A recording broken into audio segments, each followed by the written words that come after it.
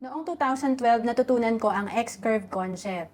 Dito, sabi, mahirap na mapunta tayo sa stage 1 lang or manatili sa stage 1. Ito yung trabaho ka ng trabaho, ang taas ng effort mo, pero maliit lang ang income mo. Ang tawag dito ay active income. So maganda, itaas natin ang savings line natin or investment para mapunta tayo dun sa stage 2. Ito yung bukod sa nagtatrabaho ka, may pera na rin na nagtatrabaho para sa'yo. And of course, ang goal natin mapunta sa stage 3, kahit na maliit ang effort natin, mataas ang income natin, mangyayari to kung tayo ay may mga investment at magkakaroon tayo ng passive income.